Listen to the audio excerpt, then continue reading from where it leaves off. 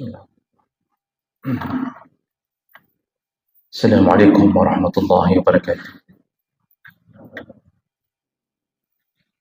Innal hamdalillah nasta'inuhu wa nastaghfiruh wa na'udzu bihi min shururi anfusina wa min sayyiati a'malina may yahdihillahu fala mudilla lahu wa may yudlil fala hadiya lahu.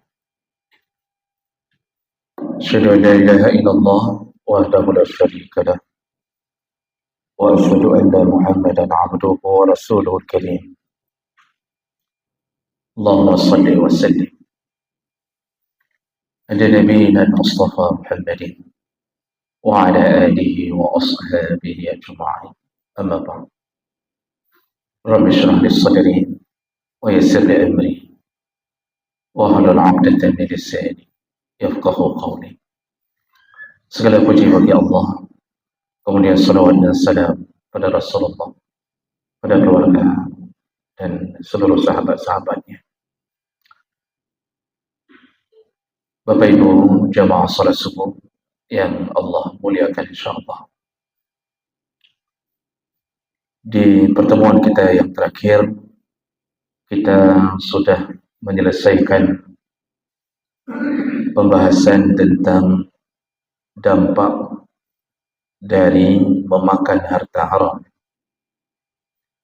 Dan minggu yang lalu, 2 minggu yang lalu kita membahas yang terakhir bahwa semua daging akan tumbuh neraka tempat daging tersebut. Artinya orang yang memakan haram lalu tidak bertaubat dan mati dalam keadaan seperti itu, maka dia dinanti-nanti oleh neraka Allah Subhanahu wa taala. Jadi berhati-hatilah dengan hidup terbiasa mengkonsumsi yang haram. Baik, kita sudah selesaikan dan kita akan masuk ke dalam bab yang baru, dan mulai hari ini kita akan membahas tentang amalan-amalan yang ringan tapi berpahala besar. Dan itu kita ambil dari janji-janji Allah dan Nabi melalui ayat dan hadis-hadis Nabi sallallahu alaihi wasallam. Jemaah mulakan Allah, salah satu daripada kasih sayang Allah adalah memberikan kita jalan yang mudah menuju ke surga Allah Subhanahu wa taala. Seorang mukmin itu, kata Rasulullah, begitu ajaibnya hidup mereka. Ajaban li amril mu'min. Sungguh ajaib, sungguh takjub kehidupan seorang mukmin. Bagaimana takjubnya terhadap kehidupan seorang mukmin? Apabila dia mendapatkan nikmat lalu dia bersyukur, maka semua rasa syukurnya ditulis Allah menjadi pahala. Sudah dapat nikmat, hanya karena bersyukur kepada pemberi nikmat, maka seluruh nikmat, mulai dari ucapan yang sederhana sampai pergerakan kaki, tangan untuk mewujudkan rasa syukurnya, semua dicatat pahala oleh Allah.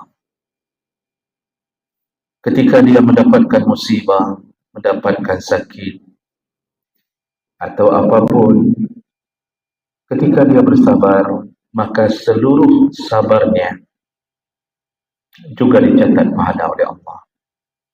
Sedangkan kita hidup hanya di antara dua ini, yaitu kalau tidak dapat nikmat, dapat musibah. Dan kita berhasil menjadi orang yang terbaik di sisi Allah juga dengan dua perkara ini, yaitu bersyukur dan bersabar. Itu kasih sayang Allah. Allah mudahkan jalan-jalan menuju surga. Ketika seseorang melakukan amal baik saja, baru merencanakan saja, maka dia telah dicatat pahalanya, walaupun amal itu belum dilaksanakan. Baru rencana ingin mengaji, ikhlas ingin mendatangi masjid Allah, maka niatnya sudah dicatat.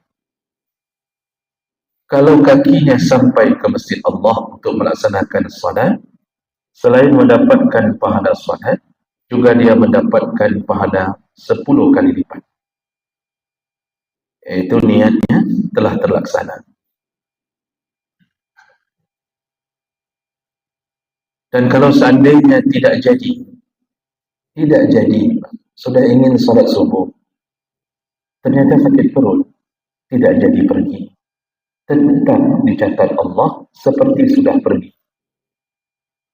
Jadi tiap hari kita salat subuh, tapi hari itu ketika keinginan kita ingin salat subuh, terhalang dengan sakit perut, terhalang dengan sesuatu, atau jatuh di jalan, maka Allah catat engkau telah melakukan salat berjamaah.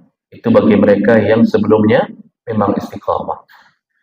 Semua itu dalam hadis Nabi. Jadi begitu mudahnya mendapatkan pahala.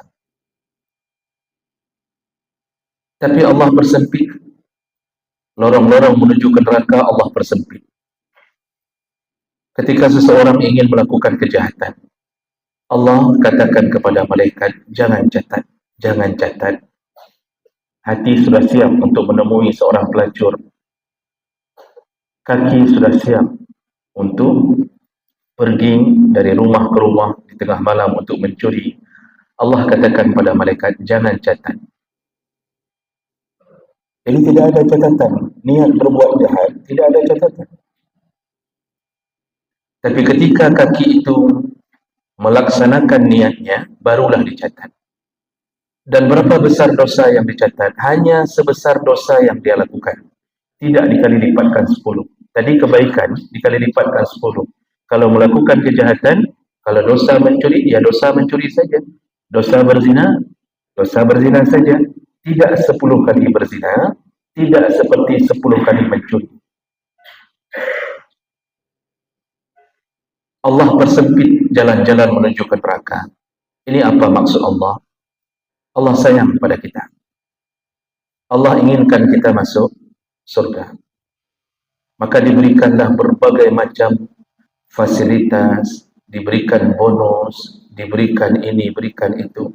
Kalau hamba masuk juga ke neraka, sungguh dia telah menzalimi dirinya sendiri. Nah, salah satu jalan-jalan menuju ke surga adalah kemudahan Allah, yaitu memberikan amalan-amalan yang ringan, tapi pahalanya besar. Amalannya tidak seberapa, tapi dalam catatan Allah besar sekali. Nah, inilah yang kita akan bahas satu persatu, dan di dalam catatan hadis itu ada sekitar 20 amalan ringan yang diberikan pahala yang sangat besar oleh Allah Subhanahu wa taala. Nah, sebelumnya Bapak Ibu, kita butuh pahala. Karena pahala yang membuat kita selamat. Allah Subhanahu wa taala menyebutkan, wa amma man saqulat mawazinu, orang-orang yang berat sekali nanti timbangannya di akhirat. Jadi maksudnya berat timbangan kebaikannya. Allah katakan fahuwa fi 'aisyatir radiyah. Maka dia dimasukkan ke dalam tempat yang dia ridha. Apa yang dia ridha? Surga. Orang kalau sudah mendapatkan surga, maka dia ridha. Bahkan dalam hadis disebutkan, seseorang yang sudah mengalami musibah sepanjang hidupnya, hidup dalam keadaan cacat, miskin, menahan keluh kesah dalam penderitaan sakitnya. Jadi sepanjang hidup itu hidup dalam keadaan betul-betul diberi ujian oleh Allah. Lalu kemudian di akhirat kata Nabi, Allah ambil orang ini yang penuh penderitaan di dunia ini, lalu Allah celupkan ke dalam surga. Allah celup ke dalam surga. Belum masuk surga, dicelup. Jadi seperti orang kena celup, seperti orang memasukkan celupan teh, jadi celup saja dalam surga gitu. Diangkat lagi. Jadi teh seperti dimasukkan dalam air, begitulah kata Nabi, orang ini dicelup ke dalam surga. sebelum waktunya masuk surga. Begitu dicelup itu, dia tentu tidak bisa merasakan seluruh keindahan surga. Hanya celupan saja. Diangkat oleh Allah. Begitu diangkat, ditanya oleh Allah, masihkah engkau mengingat musibahmu dulu? Masihkah engkau mengingat bahwa engkau hidup dalam keadaan cacat? Masihkah teringat kemiskinan yang menerpamu? Masihkah teringat bagaimana engkau mendapatkan hinaan, ejekan, makian? Apa kata orang ini? Tidak lagi ya Allah. Semua terlupakan dengan keindahan surganya baru celup. Belum suruh masuk. Jadi dites saja oleh Allah. Begitu kehidupan yang rida. Makanya orang-orang yang timbangannya berat sekali, itu Allah berikan kehidupan yang dia rida. Maksud rida, dia tidak komplain. Dia tidak akan lagi mengatakan ini tidak betul, saya maunya kan di surga yang kesekian. Tidak ada lagi, semua rida. Karena pahala yang diberi itu berlebihan dibandingkan amalan. Amalan sedikit, hidup hanya berjuang. Cuma sekitar 40 tahun, 50 tahun. Lalu Allah cabut nyawa kita. Lalu dimasukkan ke dalam kebaikan-kebaikan. Tidak sebanding dengan pahala yang diberi. Terlalu banyak pemberian Allah dibandingkan perjuangan kita. Oleh karena itu, dengan pembahasan yang akan kita bahas ini, itu semoga menjadi salah satu andalan kita untuk banyak-banyak mencari, mempersiapkan amal saleh. Dan yang ringan, itu kalau bisa disikat habis, Pak. Kira-kira begitu bahasa kita. Amalan-amalan ringan itu kalau bisa, jangan ditinggalkan. Karena ringan lakukannya, tetapi Masya Allah, diberi pahala yang melimpah ruah. Dan pahala itulah yang menolong kita nanti. Nah, apa dia? Kita bahas yang pertama. Yang pertama yaitu amalan yang ringan dan diberikan pahala yang luar biasa besarnya, yaitu orang-orang yang menyempatkan dalam doanya, yaitu mendoakan saudara-saudaranya yang mukmin dalam keadaan mereka tidak tahu bahwa sedang didoakan. Kita doakan saudara kita yang mukmin dan mereka tidak tahu bahwa kita sedang mendoakan mereka. Maka seluruh orang-orang yang kita doakan, sebagaimana kita berharap kebaikan kepada mereka, seluruh kebaikan itu, sejumlah orang yang kita doakan, semua dikumpulkan Allah kebaikan itu, lalu Allah akan masukkan sebagai catatan amal soleh kita. Dan ini berdasarkan hadis Nabi SAW, hadis riwayat Muslim. Rasulullah berkata dari Abu Darda radhiyallahu anhu, qala Rasulullah SAW, ma min 'abdin muslim yad'u li akhihi bi dhahril ghaibi. Kalau ada seorang muslim mendoakan saudaranya bi dhahril ghaibi, dalam keadaan saudaranya tidak tahu bahwa dia sedang didoakan, illa qala al-malak al-muwakkal, maka malaikat yang mendengarkan doa itu, mereka semua akan berkata apa? Amin. Pertama mereka sebutkan amin, perkenankanlah ya Allah. Lalu malaikat menyambung walaka bimislin, dan engkau pun mendapatkan hal yang serupa. Hadis riwayat Muslim dengan derajat yang sahih. Jadi malaikat setiap kali mendengarkan doa kita kepada satu orang saudara kita, contohnya kita doakan adik kita, ya Allah berikanlah hidayah untuknya, ya Allah berikanlah kesehatan untuknya. Kita sebutkan nama adik kita yang mungkin tinggal entah di mana, bisa jadi mungkin tinggal sangat jauh berseberangan lautan dengan kita. Ketika doa itu terpanjat dari bibir kita, malaikat pertama menjawab amin, perkenankanlah ya Allah. Lalu malaikat kemudian menyambung walaka bimislin, engkau pun mendapatkan perkara yang sama. Kita pun dapat hidayah, kita pun dapat kesihatan sesuai dengan apa yang kita harapkan pada orang lain.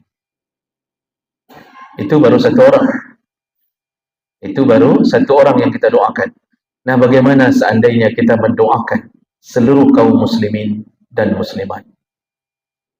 Dan itu nanti ada hadis yang lain yang lumayan panjang yang menyebutkan kalau sempat kita mengucapkan dalam doa kita, Allahumma ighfir lil muslimin wal muslimat, ikhlas di dalam hati, keluar karena berharap semoga Allah selamatkan semua kaum muslimin dan muslimat, maka semua kebaikan yang didapatkan oleh muslimin dan muslimat di seluruh dunia ini Allah kembalikan kepada orang yang mendoakannya. Jadi kalau ada berapa miliar kaum muslimin dan muslimat, setengah dunia kaum muslimin dan muslimat, kita minta mereka dijaga Allah, kita minta semoga diampunkan, disayang Allah. Maka semua ampunan, semua kasih sayang, semua kesehatan Allah limpahkan kembali kepada kita sejumlah orang yang kita doakan. Jadi hanya melakukan sedikit amalan di bibir kita, tambah saja sedikit dengan tambahan-tambahan untuk kaum muslimin. Subhanallah, bagaimana pahala dikembalikan Allah. Makanya ketika kita mendoakan saudara kita di Palestin, kita memohon kepada Allah, ya Allah, tolonglah mereka, tolonglah mujahidinnya, tolonglah mustada'afinnya, orang-orang yang lemah di antara mereka, tolonglah anak-anak orang muslimin di Palestin, ya Allah, tolonglah, tolonglah. Sejumlah mereka semuanya dikembalikan Allah pahala itu kepada kita. Mereka dapat sesuai dengan doa kita, tapi Allah menghitung jumlah mereka, lalu kebaikan itu diberikan kembali kepada kita. Maka dalam catatan amal kita itu akan dipenuhi dengan rahmat, dengan sehat, dengan hidayah. Dari siapa? Dari orang yang kita doakan, tanpa mereka tahu bahwa kita sedang mendoakannya. Ringan, Pak. Hanya tambah itu saja. Makanya jangan lupa kalau berdoa itu, doakanlah orang. Karena ini, kenapa Allah hargai dengan pahala yang sangat besar? Karena di saat kita mendoakan orang, itu menunjukkan kita telah membuang, mencampakkan sifat ego kita yang hanya ingin kita saja yang selamat. Karena tidak semua orang mau mengucapkan itu. Tidak semua orang. Banyak orang yang hanya memakai ni, Rabbi ghafirli wa liwalidayya, ya Allah ampunkan aku dan hanya orang tuaku. Banyak orang yang Rabbi ghafirli warhamni. Jadi semuanya untuk diri sendiri. Bagus. Tetapi dalam adab berdoa lebih bagus ketika dia meminta untuk semua. Ya Allah ampunkanlah kami. Maka dia rubah menjadi Rabbana ighfir lana warhamna. Itu lebih baik. Kecuali dalam salat. Kalau dalam salat itu ikuti seperti tuntunannya salat Nabi. Dia bisa duduk di antara dua sujud. Memang Nabi yang mengajarkan doa Rabbi ighfirli. Tapi kalau doa-doa setelah salat,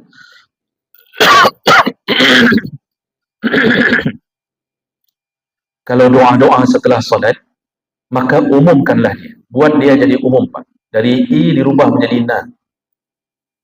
Itu salah satu yang diajarkan. Ya, jadi apapun yang kita doakan, apapun, makanya Allah mengajarkan Rabbana atina fid dunya hasanah. Ya Allah berikanlah kami. Kami siapa? Sedangkan kita yang berdoa ini sendiri. Kami siapa? Kami kaum muslimin. Kami kaum mukminin.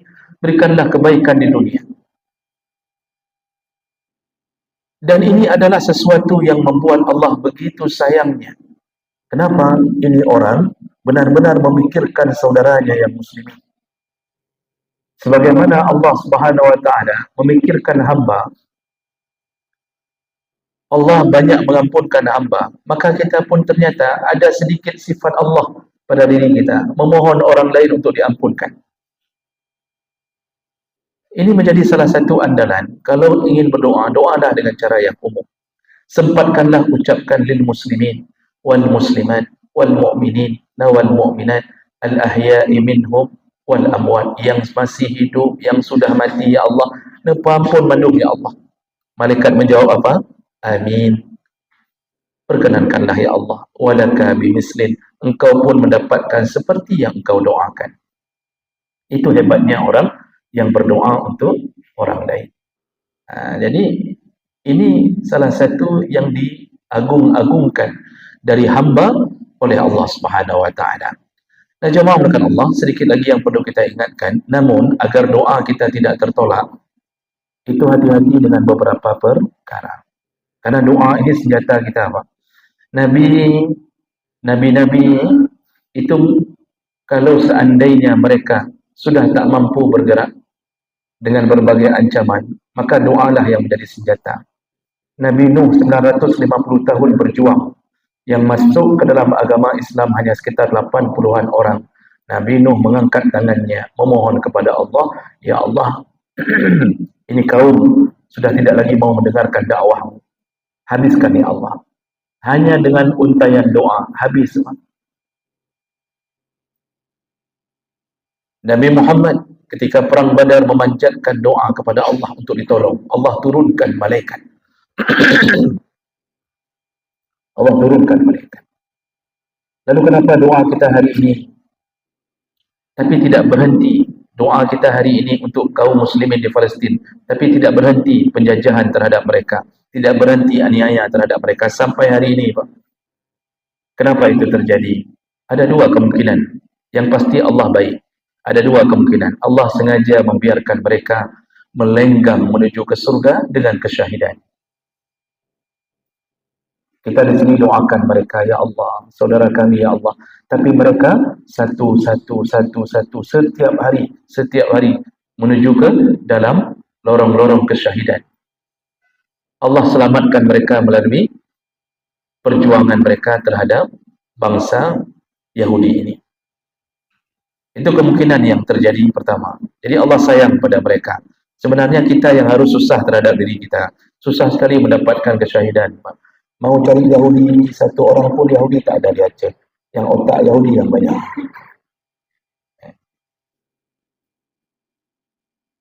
Yang kedua kemungkinannya adalah bisa jadi doa kita depending Allah. Depending Allah agar kita mendapatkan banyak kesabaran dan terus berdoa. Jadi Allah menunggu kita, teruskanlah sampai engkau kutumpuk-tumpuk semua doamu. Karena salah satu kelebihan doa, kalau tidak dikabulkan di dunia, Allah buka celengannya di akhirat. Nanti di sana dibuka celengan doa, inilah doamu yang dulu di dunia tidak aku sampaikan hajatmu. Selamat kita di akhirat karena banyaknya doa. Jadi kalau berdoa itu yang intinya adalah jangan sampai tertolak. Caranya bagaimana, Pak? Yang pertama, jangan sampai makan haram. Karena kita sudah bahas, salah satu yang penyebab doa tertolak adalah dalam tubuh kita ada aliran makanan haram. Baju yang kita pakai beli dengan gaji haram. Tak masuk kantor, tapi kemudian kita mengambil gaji penuh. Amanah tidak lakukan, itu uangnya halal, tetapi prosesnya haram. Yang membuat doa tertolak. Jadi apapun, jangan sentuh yang haram, baik zatnya maupun prosesnya. Yang kedua, sebutlah dulu nama Allah. Nabi mengatakan, kalau engkau ingin diterima doamu, pujilah Allah lebih dahulu. Puji dulu Allah. Jadi jangan langsung minta Rabbi ufirli atau Rabbana ufir lana, jangan. Puji dulu Allah, Alhamdulillah. Apa saja. Apa saja. Puji sepenuh-penuh puji. Allah tidak butuh pujian kita. Tapi Allah ingin tahu bahawa kita tahu diri kita hamba dan Tuhan kita Allah. Lalu yang kedua apa kata Nabi? Sebutlah, bersalawatlah dengan namaku. Jadi doa itu diterima kalau ucapkan dulu mukadimahnya. Puji Allah, lalu salawat pada Nabi. Ini dua perkara. Maka dalam semua perkara, itu sebut dulu Allah, lalu baru sebut Nabi. Termasuk dalam kita memanjatkan puji-pujian. Puji dulu Allah, baru puji Nabi. Jadi baik terbalik.